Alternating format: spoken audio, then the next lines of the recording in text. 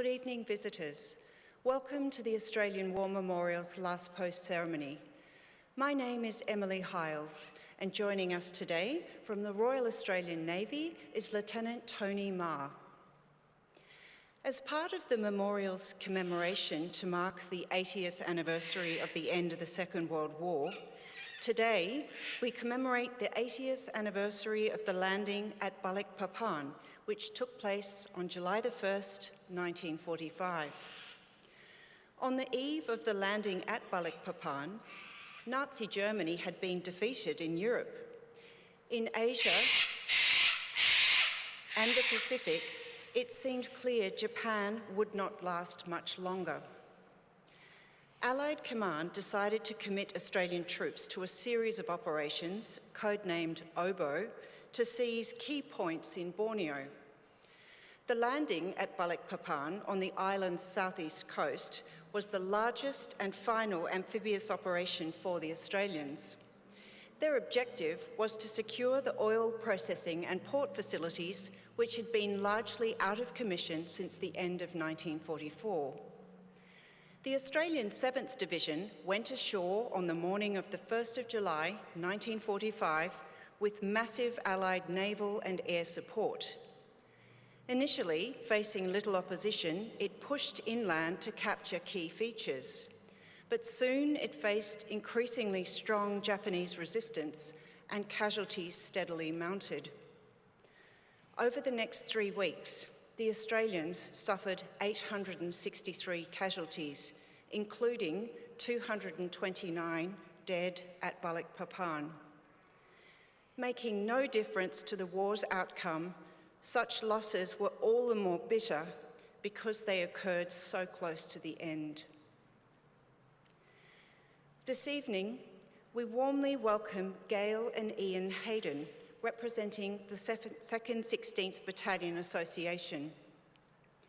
We welcome the veterans who have served, those that are still serving, and the families that love and support them. The live stream of this ceremony is made possible by the Returned and Services League of Australia and the RSL and Services Clubs Association.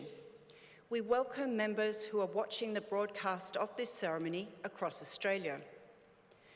During this evening's ceremony, wreaths will be laid at the base of the pool of reflection by visitors to the memorial and students on behalf of Headland Senior High School visiting from South Headland, Western Australia. If you're able, please stand and join in singing the National Anthem.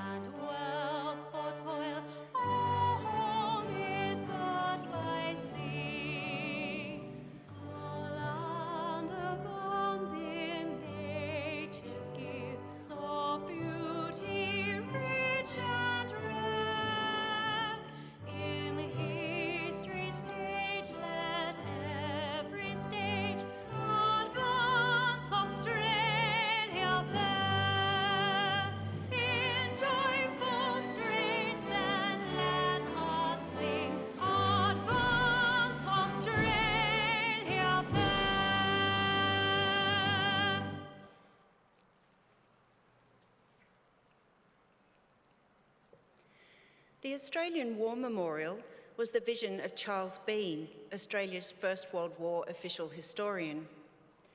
Bean landed with the Australian troops on Gallipoli and stayed with them at the front through to the end of the war.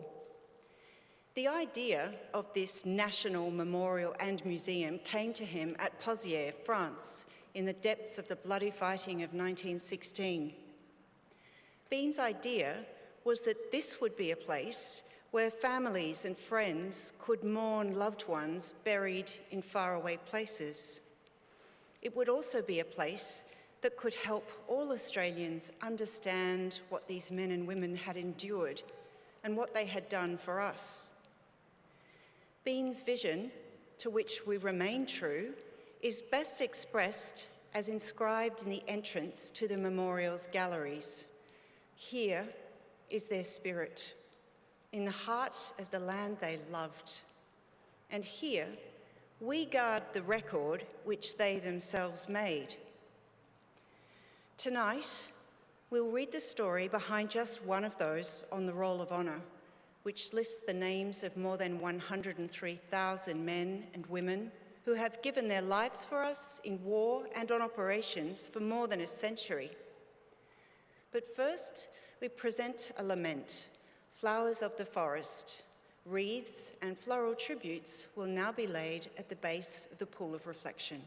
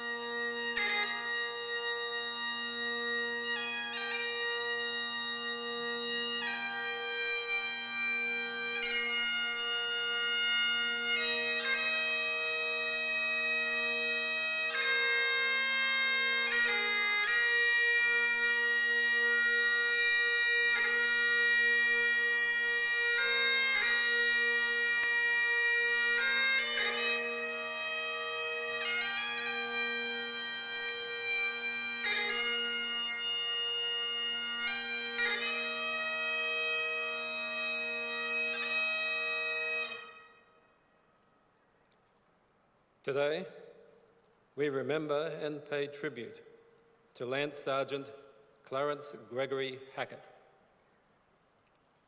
Clarence Hackett was born on the 20th of March 1920 in Orroroo, South Australia. Known as Clarry, he was the youngest son of John and Ellen Hackett. Clarry had two older siblings, Vincent and Eileen. Clarry's father died when he was 14, and he and his brother were sent to St Vincent de Paul Orphanage in Adelaide. By 1935, Clarry was at Port Elliot, working as a labourer. In September, he was one of the best on field when Port Elliot defeated Victor Harbor in the Australian Rules Grand Final. Clarry enlisted in the Australian Imperial Force on the 23rd of April 1940. He put his age up a year, claiming to be 21. After initial training, he was made acting corporal. In November, he was allotted to the 2nd 10th Infantry Battalion and, reverting to private, sailed for the Middle East. The 2nd 10th Battalion had been raised in Adelaide in October 1939. It had been in England from June 1940, but by the end of the year was in Egypt. Clarence Hackett joined his new unit in Egypt on the 10th of January 1941 and was assigned to Delta Company. In March, the battalion participated in an attack on Diyarbakir, deep in the Libyan desert, but by early April was back in Tobruk, surrounded by enemy forces. The most intense fighting for Tobruk took place from the end of April to mid-May at a place called the Salient, where Axis troops had captured a portion of the Allied perimeter. It was vital the Australians recapture the ground. On the night of the 15th of May, the battalion went forward to take a position known as Forbes Mound. In the morning, Clary's platoon found itself in a bad situation. It had gone too far and was exposed to enemy fire. Casualties began to mount.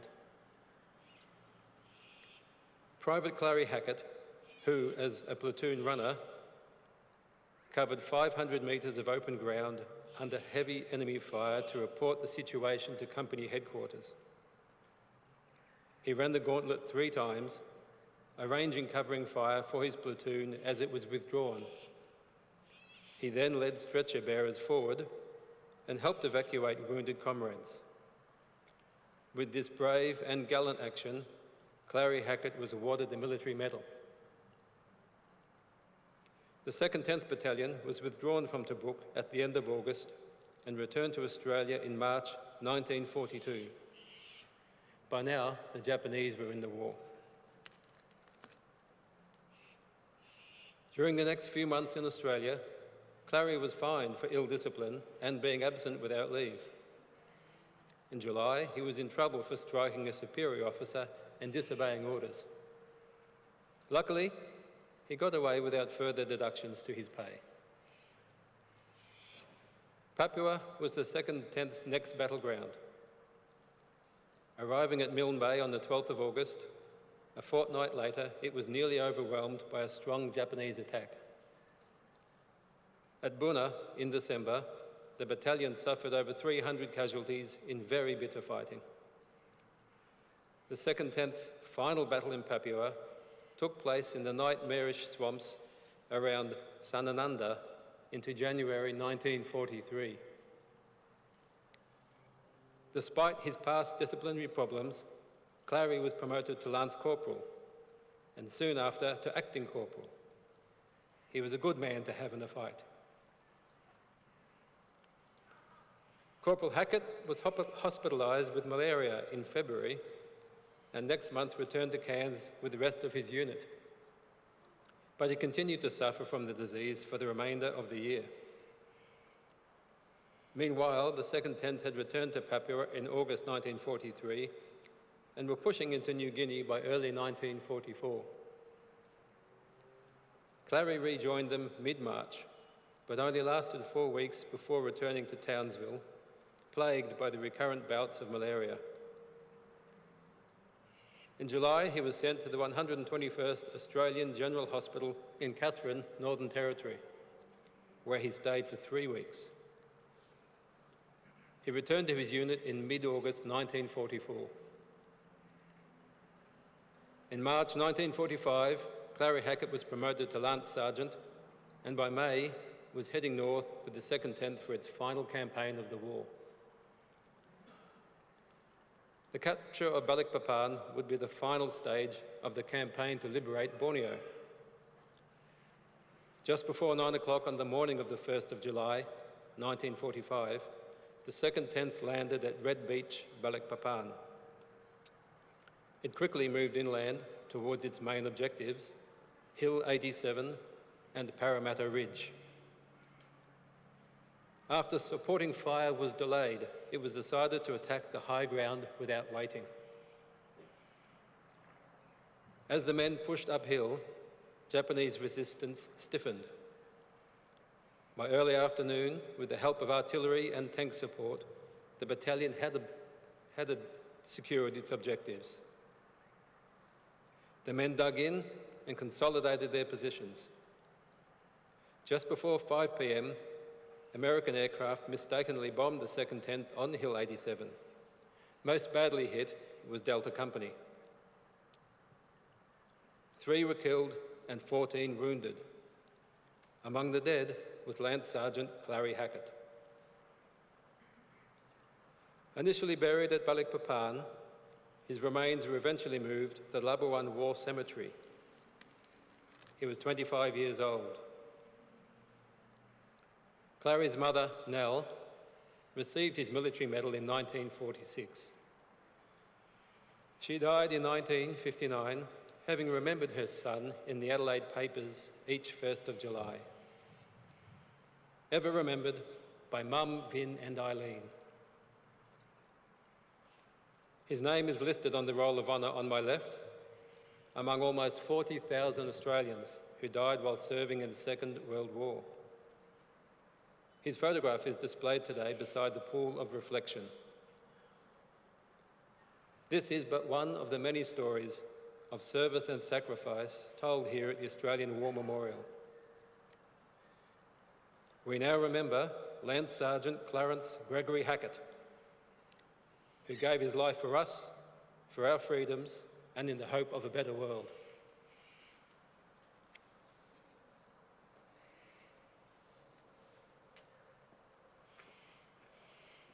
Please stand for the reading of the Ode and the sounding of the last post.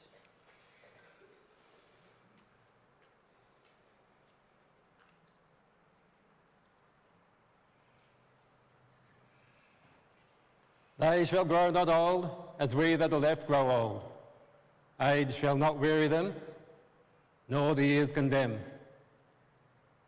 At the going down of the sun and in the morning, we will remember them. We will remember them.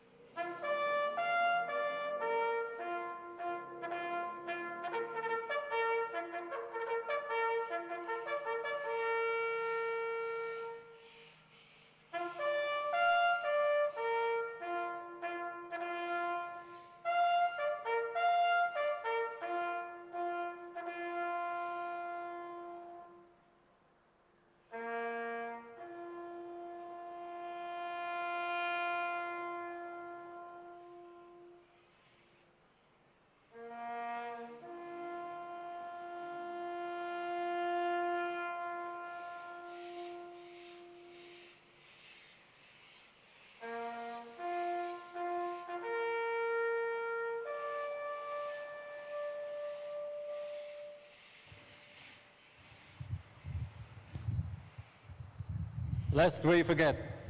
Lest we forget.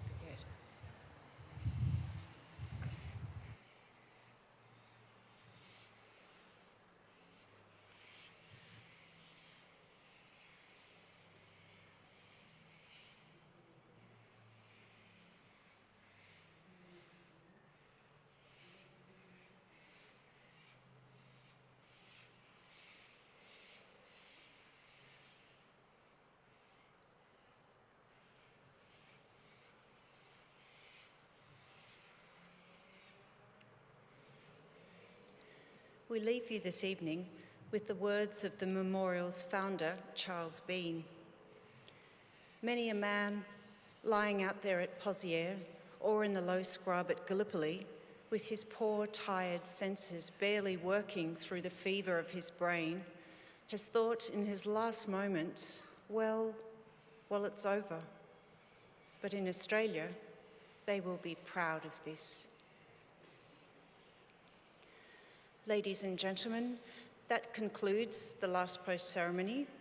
On behalf of our director, staff and volunteers, thank you for visiting the Australian War Memorial today. We wish you all a very pleasant evening.